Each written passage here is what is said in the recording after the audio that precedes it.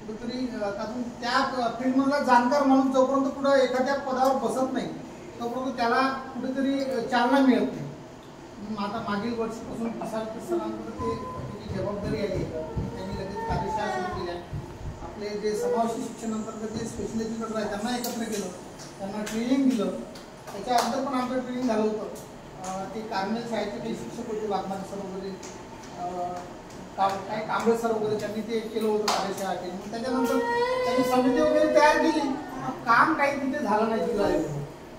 मग आता परत ते काम सुरू आहे. कसं आहे, विद्यार्थी पहिले तर पालकांनी ऍक्सेप्ट करायला पाहिजे ना आपल्याला आपल्या घरी समोर जन्माला आला, ते फार महत्वाचं आहे की आपल्या घरी समतीमंद मूल किंवा एखादी अस्थिलिंग विद्यार्थी, दृष्टीदोष आहे, कर्णदोष आहे, 21 प्रारूढ आहे डिसेबिलिटी. तुम्हाला माहिती आहे RPWD ऍक्ट 2016 अंतर्गत आता 21 डिसेबिलिटी झाल्या दिव्यांगाच्या. सिकल सेल पण त्याच्यात केला आहे, हिमोफिलिया पण त्याच्यात ऍड केला आहे.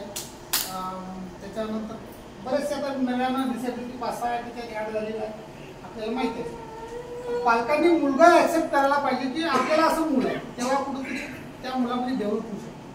आता आम्ही मध्य प्रदेशला 2 वर्ष आम्ही डिलेट केलं, तिथे खूप स्पेशल ऑलिम्पिकचं एवढं फॅड आहे की पालक स्वतः पालकांना ट्रेनिंग दिलं आहे. BSc म्हणजे जे शिक्षक ट्रेनिंग करतात ना, ते पालकांनी स्वतः ट्रेनिंग केले आणि मुलांना बीजिंगपर्यंत घेऊन गेले.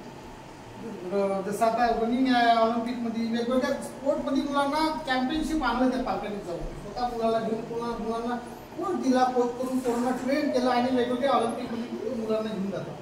त्याचा बराचसा खर्च शासकीय अनुदानातून पण होतो, मुलांना जाण्यासाठी पालकाला त्याचा काही दुर्दंडा पण भरावा. पण आपल्या इकडं असं आहे की मागच्या वेळेस नागपूरला ऑलिम्पिक झालं होतं आणि सरांचा फोन आला मला आणि मी काही पालकांना विचारलं की बा आपल्याला असंच ऑलिम्पिकसाठी मुलांना पाठवत आहे, तर पालकांची उदासीनता दिसते. त्याच्यात एक मॅडम ते आमच्या पवनीला कार्यरत आहे, त्यांना मी फोन केला नाही म्हणजे मुलाला बरं नाही म्हणजे मॅडम माझ्या पाठवा.